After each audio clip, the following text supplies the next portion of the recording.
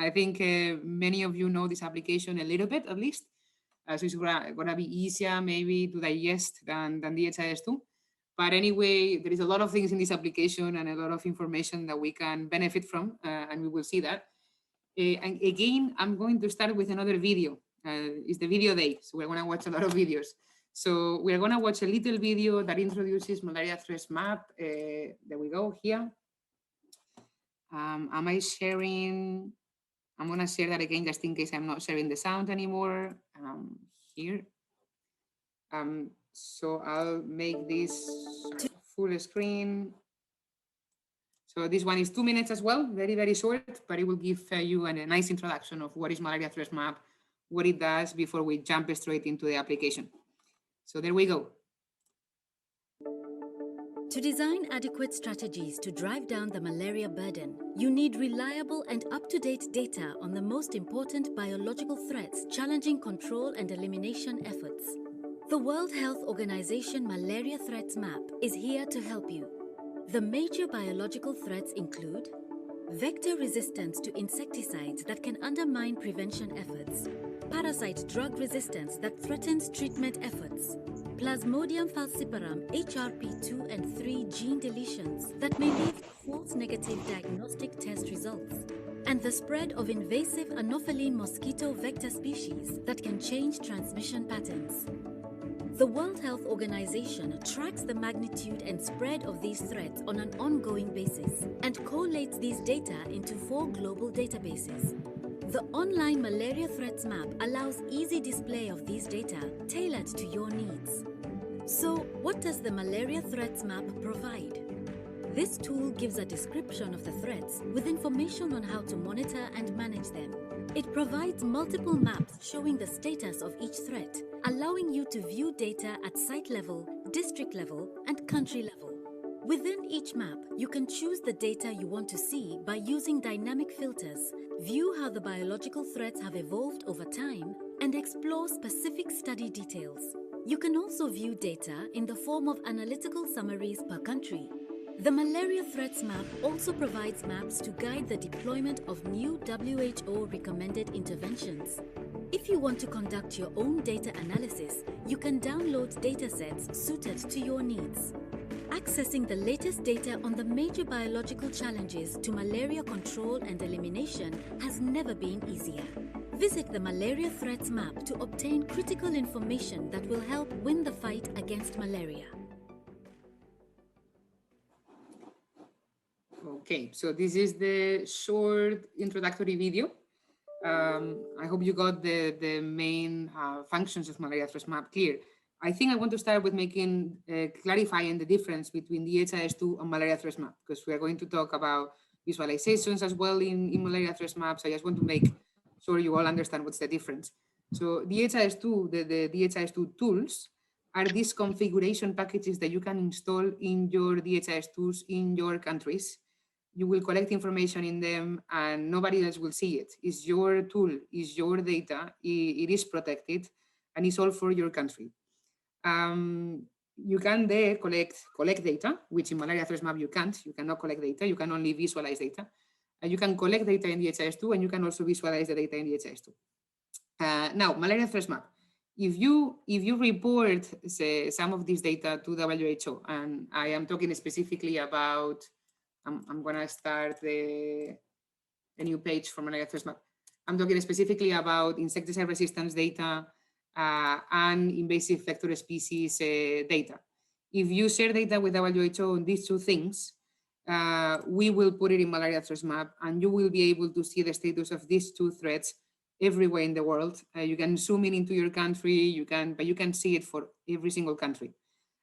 In Malaria Threats Map, we not only have data that countries report to us, we also actively look through scientific publications, looking for more data that may have fall within the cracks, which may not be at the Ministry of Health, and we want to capture it so that we can provide to countries as much data as possible. But this is a global tool. It only visualizes data. It relies on the data that countries report to us mainly, plus some of the data we identify separately. and it doesn't allow you to collect data. So this is a global tool, a global information platform. DHIS2 is a tool for you to collect data in the countries, to customize your own dashboards, to customize it to your own activities, etc., etc. So that's the difference. Now, I mentioned before, they are connected. So if you are using DHIS2 in your country, you can use it to send insecticide resistance data to us that will then be available for display in Malaria Threats Map. So that connection exists, but we are connecting a tool that lives in the country and you have full control over it with the global Malaria Threats Map. Yeah. So hopefully the difference is clear. Otherwise, just ask me at the end of the session. Okay, so I'm just gonna go straight away into a little presentation of Malaria Threats Map in the PPT. You have the link to the video, which is very recent, which was just finalized as well this week, and the access to Malaria Threats Map, the link to the platform.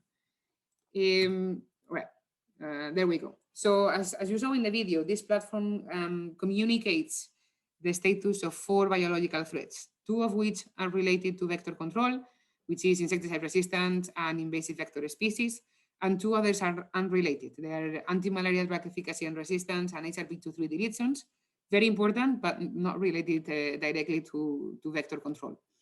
As I said, it presents data reported by member states, by some partners, and data published in peer-reviewed scientific publications. And what it provides is a series of visualizations, interactive maps, graphs, tables, summaries, time sliders, maps. You open the application by typing the link, and you are going to get a little tutorial, a little wizard. This is a little bit like the DHIS2 one. So it's again a step-by-step tutorial that shows you how to use the filters, how to move from different themes, basic tutorial, very basic. We're hoping to make it a bit more comprehensive in the next releases of the application. Since I'm going to be showing you, I'm going to close this tutorial. So I just wanted to make you aware that you know that it is there the first time you come. The second time you come, it won't appear because your browser will know that you have already been in Malaria Threats Map, you already know it. If you want to open the tutorial again, I'll show you where to click to open that again. If you come for the second time, the third time to Malaria Threats Map, you're lost and you want to refresh your knowledge. Okay, so this is the application. Our case study is all about insecticide resistance. So we are going straight away into the vector insecticide resistance theme. We click on that, and we land on a page that is showing the status of resistance to pyrethroids in the world. So the first question, how many insecticide classes has resistance been detected in Ethiopia? This is our first question. Okay, I could make it complicated or easy. I'm going to show you the easy way first, easy, and then other ways of finding the answer to this question. There is a little icon. I'm making this bigger so that you see all the icons properly. Yeah, so there's a little icon here that shows a report. It's like a little file there. If we click on it, we're coming to a table, which hopefully we will make a bit more beautiful over time, but it's a table that summarizes the insecticide resistance status in malaria vectors for all the countries. You have here Afghanistan and Angola, but you can, by coming into the filters, you can look for your country. So I'm going to be looking for Ethiopia. Ethiopia. And I'm going to get a little summary of the status of resistance in Ethiopia. So what do I see in this table? I have insecticide classes to which vector resistance was confirmed. 4. There I have my answer. I already have my answer. In Ethiopia, resistance has been detected to 4 classes. Now, important to say here that at the moment we are including pyrethroids, organophosphates, carbamates, and organochlorines, and we don't have yet neonicotinoids, P-rolls, or insect growth regulators, pyriproxyfen, because the discriminating concentrations procedures have been just discussed recently, so they were not a standard until now. We are reviewing all the test procedures to include all of that. So at the moment in Malaria Threats Map, you have the 4 traditional, so to say, insecticide classes. So that's the answer to my question. Now, okay, I may want to know the second question is, which is the insecticide class to which resistance has been more frequently detected? More frequently, no? Where do I see that? I see that in the second column, percentage of sites exhibiting resistance to pyrethroids, or to organochlorines, or to carbamates, or to organophosphates. And I have this information for each of the species for which we have data. This is just taking into account the data we have received at WHO. So you can see here that if you look at the 4 species for which there is data in Ethiopia, stephensi, arabiensis, gambia, and faroensis, we have that 83% of the sites detected resistance to pyrethroids in Anopheles stephensi. 80% of the sites detected resistance to pyrethroids in arabiensis. 70% of the sites detected resistance to pyrethroids in gambi, and so on and so forth. So if you look at the red figures, they are red because they are bigger than 0, meaning that there is more than one site in this country that has detected resistance to this class. That's why they are red. If you look at the red figures there, I would say the highest numbers are concentrated around organochlorines. So the highest frequencies, right, are here, are in the organochlorines column. So I could say resistance to organochlorines has been detected. So the resistance to organochlorines is more frequently detected in the sites in Ethiopia than resistance to organophosphates. There is a lower percentage of sites in my country, in Ethiopia, that have detected resistance to organophosphates. So you, by looking at this table, you can get an idea of which resistance to which insecticide is more widely spread in your country. We see, for example, that for carbamates, we have a lot of sites detecting resistance to stephensi, but really few detecting resistance to arabiensis. Now, in brackets, you have the number of sites that have monitor resistance to this insecticide. So you see that there. The next question is, now that we know that our biggest problem is probably resistance to organochlorines, or the more spread resistance is to organochlorines, we can go and see where this is happening in a map. The question in the exercise was to explore the resistance to pyrethroids, but now that we have seen that it's actually organochlorines, the one that appears in more sites, then we will check it for organochlorines. So I come back to the map by clicking outside. I click outside, and then I go to my filters so that I can filter the data that I am seeing on the screen. I come to my filters, and in the filters for this thing, for insecticide resistance monitoring, I can select the class for which I am going to see results of insecticide resistance monitoring. So I'm going to click on organochlorines, and now all my points are about insecticide resistance monitoring to organochlorines. And I am going to go to Ethiopia because I want to check specifically Ethiopia. So I come to the second tab in my filter pane, which is the region selection. And here I have the ability to select a country, a region, a sub-region, or even individual sentinel sites. So this is the full list of sentinel sites for which we have data. So you can also, if you're curious to know if the data that you have for one sentinel site in your country is in Malaria Threats Map, you can come here and type the name of the sentinel site and see if it is there. Country. Okay, I'm going to look for Ethiopia. There we go, Ethiopia. And the moment I click, Malaria Threats Map is going to zoom into Ethiopia. So what do I see? A very sad picture, actually. I see red, red, red, red everywhere. So meaning that resistance to organochlorines in the overall vector population, we are not considering any specific species, has been detected overall in the country, everywhere. So quite sad picture. There are no differences between the north, the south. The only difference is that we see there is a gap in monitoring in this south eastern part of the country. We don't have data. We don't know anything about this area. So that is something that you can also see. Where are the gaps in knowledge? Now let me select another class, maybe carbamates, which have more a diverse picture. So if we are looking at the resistance of vector populations, local vector populations to carbamates, we see this is a little bit more mixed. We have a lot of green, a lot of vector populations being susceptible, and a bit of red and a bit of orange, which is possible resistance, not yet confirmed, which is not really concentrated anywhere in the country. So it's a little bit spread. We cannot say that there is more resistance to carbamates in the north and in the south, in the east and in the west. It's pretty much spread everywhere. Now let's look at some individual species, because here I'm showing you the status for the whole, for the vector population in the area, right? Without specifying the species. Let me check stephensi. And I see, if I select here the species here on the left, I see there is only 2 points for which we have data on the status of resistance of stephensi to carbamates. And they are these 2 points here, and in both of them, resistance was confirmed.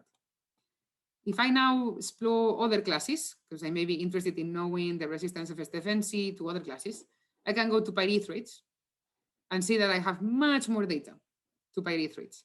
And only 2 sites, this site, Dembia, that detected susceptibility, so where the vector was susceptible, through CDC bottle bioassays, with mortality results in the test of 100%, test conducted with permethrin. And the other one, I'm clicking so that you see that we have pop-ups that provide more information about the results in each of the sites.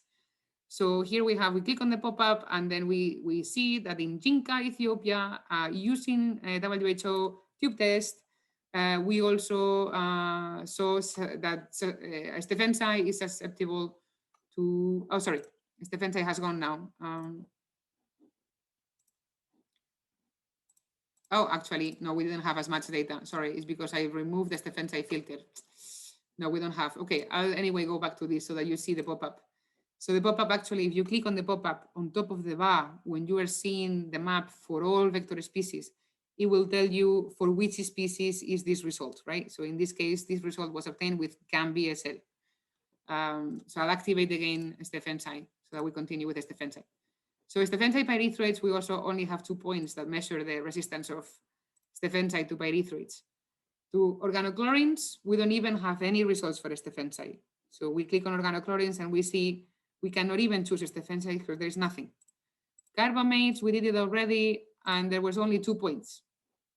And organophosphates, we see that there are only 2 points as well, one of which has resulted in susceptibility. So in one of the sites, Anopheles stephensi is susceptible to organophosphates, specifically to pyrethromethylpyrimidine methyl. And we see here the result. And the other one is a site where resistance was detected, and the mosquito mortality was 72%. So you can get specific details for the results in each of the sites.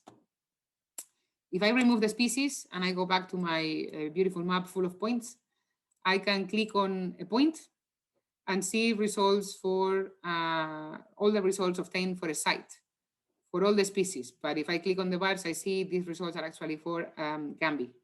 And if, for example, in this place, in Jiga, Ethiopia, we have monitored insecticide resistance to phenitotrione, malathion, different years, 2010, 2010, 2011, 2011. And I see here that it has always resulted in susceptibility. So my Anopheles gambi are susceptible to organophosphates, to these specific organophosphates in Jinga, Ethiopia, measured through WHO tube bioassays. I can click on one where we have detected resistance, just to show you that if resistance has been detected in this site, the point will be red, alerting us that there was resistance detected. But maybe when I go into the details of the pop-up, I see that actually we have detected resistance to malathion, but not to phenitotrione. So I can get the details of the detailed results of monitoring resistance to organophosphates in this specific place, Sebe in Ethiopia, by clicking on the point and getting the pop-up. You can also see who collected the data. So in this case, it has been BMI, USA President Malaria Initiative. We have a lot of data coming from BMI. We have data that we have curated ourselves. And when possible, we have here the name of the institution that collected the data. So if this is the Ministry of Health, it will show Ministry of Health. If it's a research institution, it will show research institution. If it is, I'm trying to find a point where we have that.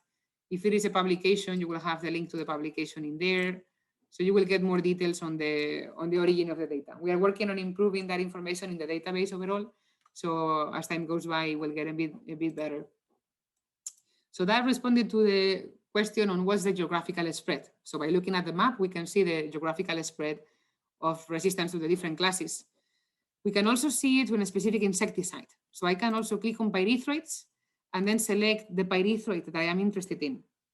So I may be interested in alpha-thipermetrin. So I can click on alpha-thipermetrin and then the map will show only results of insecticide resistance monitoring to alpha-thipermetrin or to any other class. If I click in organochlorines, I can get results of pyrimidine methyl, or in carbamates, I can get results to bendiocarb, etc., etc. Okay. Before going into the third question, which is to the fourth question, which is about the resistance mechanisms, I want to show you one thing. I want to show you our little time slider. This is a little animated map. So we can animate the map to show us monitoring over time. So if I play it, you see how more and more data is being collected over time. And what are the results over time of insecticide resistance monitoring? This picture is positive. We had a few essays or a few monitoring happening in a few sites. And over time, the number of sites have increased. And nowadays, in 2020, we have a lot of data, right? So this is quite a positive picture. But you can do the same for your countries and see how monitoring has evolved over time and which are the results of monitoring. Again, we need to be careful. We are now looking at carbamates, right? So we are seeing the picture for carbamates. You can also do it, you don't have to animate it. You can also select the number of years for which you are seeing results in the map. So you can, with this time slider, you can decide to see, for example, data only for the last few years, from 2017 to 2020, just to see recent data only. Or you may want to see data for the last 10 years, or data only for 2020 and 2021. So you can play around with this time slider here manually as well to adjust your map to whatever you want to see. Okay, then the next question is resistance mechanisms. The question is, which are the resistance mechanisms identified in Ethiopia and which has been more frequently detected? And for that, I'm going to go back again to the report, to the little table here with the report. I go back to it and I see on the right-hand side of the table a section that is called resistance mechanisms. So I go again to filters and look for my country, Ethiopia. And I'm going to see the picture for Ethiopia. So I have a list of the better understood mechanisms. So as I said, it's not all of them. We don't have all of the mechanisms that are under study at the moment, but we have the main ones. And we see that for esterases and GSTS, no sites detected or monitored resistance to them. So it's blank. We don't have information. Same for ACE1R, we don't have information. For KDR S, K1014S, we see we have information. So we have monitored, and there is 0% of the sites that detected this mechanism. We are still putting in the N. You see, we haven't here the N for the number of sites that monitor. We are trying to include that now. But you see here that this mechanism was monitored and 0% of the sites detected it. Here for K1014F, we know that 87.5% of the sites that tested for this mechanism detected it. And for monoxygenase, we have in the different vector species, we note that we have here each row represents a different vector species. For monoxygenase, we have that 57.1% of the sites that monitor this mechanism, try to detect this mechanism in stephensi, detected it indeed. And for in Anopheles gambi, 48.4% of the sites which monitor this mechanism detected it. So usually there is much less information about mechanisms than there is on bioassays or on resistance bioassays. But as all the information we have is here, is on the right-hand side. And looking at this, you would say, okay, the mechanism KDR 1014F has been more frequently detected, but just in Anopheles arabiensis, because we don't have information for the other species, while monoxygenas are a bit less frequently detected, but we have detected them, this mechanism, in 2 different species, which is Gambi SL and stephensi SL. So looking at this little table, you get that understanding of the frequency of detection of the mechanisms. And the last question on the exercise is how to download the maps. So, I mean, you can simply take a screenshot as well. You can just get your computer snipping tool, and then you can take a screenshot of Ethiopia and copy paste it in a document simply. But we have also enabled a function for you to download the map, so that it has like a little title, the WHO logo, and it's a bit more formal. So you see here on the left-hand side, a little camera with a plus icon. So we can click on that camera with the plus. And nothing is happening. Oh yeah, there we go. I had to wait. I had to be patient, which I am not. And I got here my map. My image is an image, it's a PNG file. I'll open it and try to share it here, which shows the insecticide resistance status in Ethiopia, shows the legend, shows the World Health Organization icon, a bit of the copyright, the data source, and the disclaimer that we always use in the WHO maps to refer to disputes in boundaries and things like that. We are also trying to make these screenshots a bit better so that we can have here the insecticide class that was selected when you make the screenshot and all of that. At the moment, you will have to, in your presentation, add a sentence saying insecticide resistance to carbamates or something like that. But we're trying to make this a little bit better. So all the information on the insecticide, on the species, is included in the title or as a little subtitle to the map. But well, nowadays, this is what you have available in there and what you can use. And it works for like, yeah, you can do like a screenshot of the whole world, of a few countries, or whatever you want to do. So with this, we finish the little case study of understanding insecticide resistance in Ethiopia. And I just wanted to, before I open the floor for questions, just guide you a little bit through all of these icons that you see on the screen so that you understand what other options are available and how you can benefit more from Malaria Threats Map.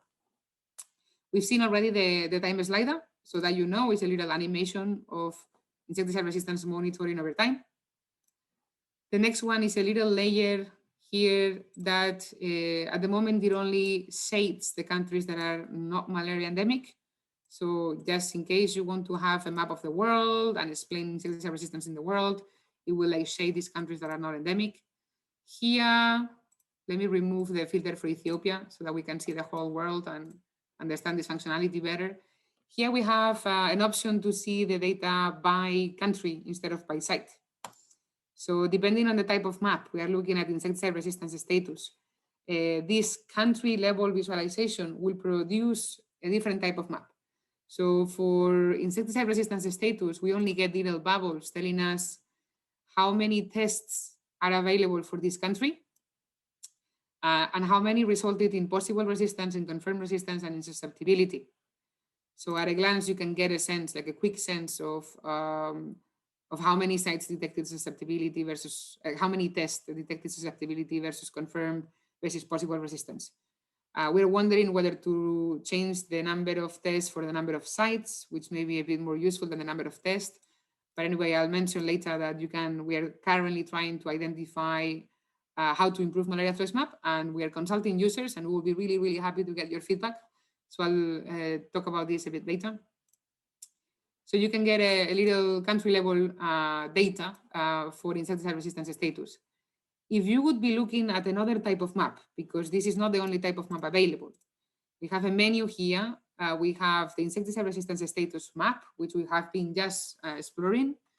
But you have also a map showing insecticide resistance intensity. You have a map showing, and I'll go back to the, we don't have intensity results now. We have resistance mechanisms detection. We have a map of the metabolic mechanism involvement. This is Synergy's insecticide bioassays results. And we have another map, which is quite new, on the pyrethroid PBO nets deployment. And this map, what this map shows is like sites that meet the 3 criteria established by WHO for the deployment of pyrethroid PBO nets. So this is one of the only maps that doesn't only show you a problem. It doesn't tell you, oh, wow, resistant, or there is these mechanisms. It is actually helping you to address this threat of insecticide resistance by telling you where you could potentially deploy pyrethroid PBO nets, which sites are meeting the criteria to deploy these pyrethroid PBO nets. We're hoping to incorporate more maps guiding the deployment of interventions as new interventions are coming into the market, like combined nets or other interventions, and updating this map if the criteria evolve over time, as we get more results of clinical trials, etc. I was going to say, like, the other type of maps that you may get when you visualize data at country level. So if we click on the glove, in this pyrethroid PBO nets deployment, you will get a map of the world showing you in green which countries have at least one site where all the criteria for deploying pyrethroid PBO nets were detected. It's like a little map showing opportunities. Where do we have the opportunity for deployment of this new intervention? The next icon is a little cloud that allows you, if I go back to our insecticide resistance status map, is a little cloud that allows you to download data. So here you will go into a little dialogue explaining how the terms and conditions under which WHO can share data. You will have to read all of that. You will have to indicate that you have read and you agree with these conditions.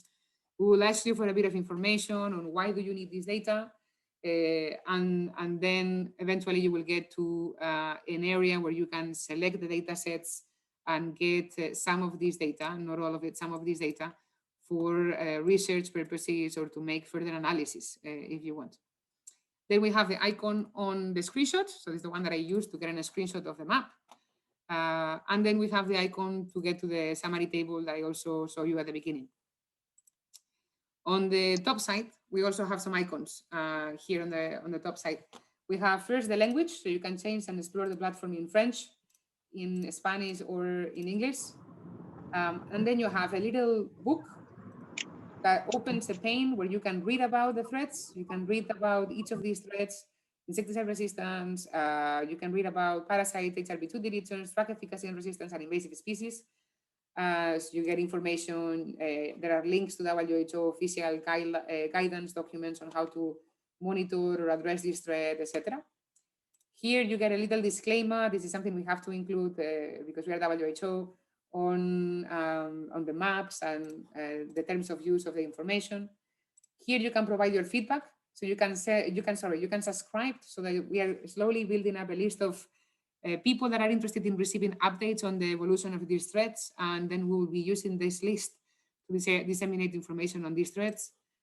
You can provide your feedback on the application through this little survey, which has only 2 questions: whether Malaria Threats Map was useful for you to find the information you needed, and otherwise free text so that you can describe what kind of things you want us to include in Malaria Threats Map.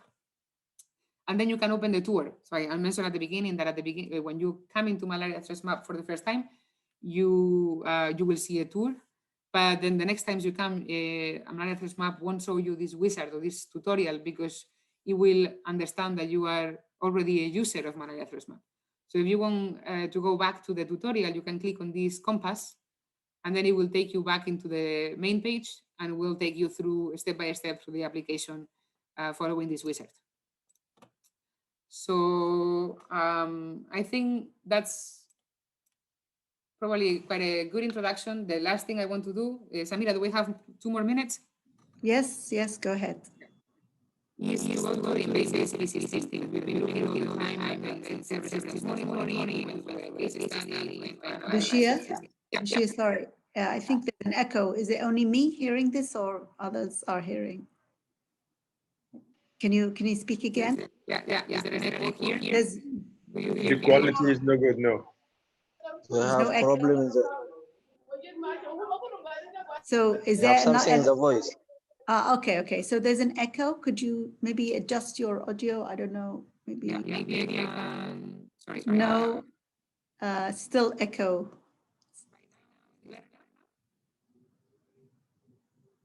Is it better right now, or is it the same? I don't know what happened. Maybe some connection issue, but I'm hearing an echo. I mean, it's not clear, the audio. Can you hear me though? Can you hear me? Is it clear?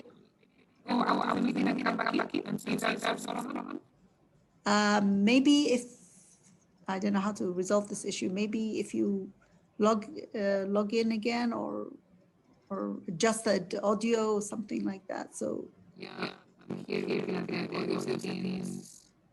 Yeah, let me go back around now to maybe sharing of your audio. I'll come back in a minute. no, it's okay.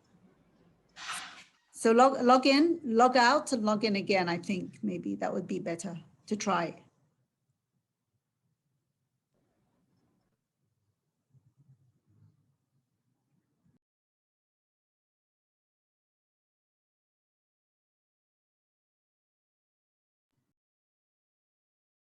In the chat box, I see my voice is not also clear. So my voice is not also clear. Is there an echo also? Was my voice? No, your voice is fine, Samira. Okay. You have an echo, Ali. I think I can hear an echo also. Is it better now? You hear me more clear? Yes. Yes, this is Yes. good now. Good. Okay, excellent. That's great. Great. Perfect. Thank you. So let me share my screen again, and here we go. So I just wanted to go, the last thing I want to do is to go through the invasive species theme, because we were just exploring this first one, which is insecticide resistance, but wanted to make you aware that there is a map showing invasive species, which at the moment only contains stephensi. So this is a map showing the detections of Anopheles stephensi in red areas where we consider these species to be invasive, and in green areas where it has been, so to say, traditionally detected. So it's a very simple map. It doesn't have, it only has one map type, which is occurrence of the vector, and that's it. And you can select the form of Anopheles stephensi. Most of the data we have is just the Anopheles stephensi without a form. We didn't get the information on the form, but we do have some reports that are reporting the specific form detected. So you can try to see for the specific forms. As you see, there's not a lot of data for the different forms. So most of the data is just classified as Anopheles stephensi, form unspecified. And again, you can also use the time slider to see where this vector was detected. Traditionally there, then it has been sort of like moving a little bit, moving a little bit more. And then lately has gone into the Horn of Africa. And one important thing to mention is that you have the link to the data reporting form to report detections of Anopheles stephensi to WHO. So this is a big threat at the moment. We are very keen on knowing how this vector is spreading. So we are asking everyone to try to report to us any detection of this vector. And you have here the reporting form on the left side, a link. So if you click on it, you get an Excel file. And this Excel file this is the previous one. My computer is just opening the new one. There we go. So this Excel file has a bit more structure. Is another Excel table, essentially like the one you saw for the discriminating concentration bioassays, for you to report the detections, providing to us, if you know, the province, the district, the village, the site where it was detected, the coordinates, so that we can pin it on the map. We can put the points in the right place. The name of the species detected. So we have Anopheles stephensi. You have the form of the type here, Misoriensis, type form or intermediate. Then you also have, you're asked to provide the year of detection, the month of detection, and if you have the information, the sampling method. There are a couple of sampling methods in there. The breeding habitat, the resting habitat, the identification method, if it is morphology or molecular identification, DNA sequencing, egg reach count, or whatever, number of mosquitoes that were collected, so how many individuals were collected in this place through these methods, the proportion of Anopheles stephensi, so if you collected many other mosquitoes, which proportion of them during this collection were Anopheles stephensi, then information on who collected the data so that we can acknowledge that in the map. So if you see we are acknowledging who collected the data, who reported the data to us. in every single point. If the data comes from a publication, we just provide a link to the publication. But if the data was reported by the ministry or by a partner, we just provide the name. And then just a little bit of like remarks in case you want to comment anything on this specific detection, because we are closely monitoring any detections of this vector at the moment. So you can, as I mentioned, you can get a screenshot of this map by clicking there. And you will get the little map for you to use in your presentations as well. So you have the vector occurrence of stephensi there. So that's the last part of the Malaria Threats Map presentation.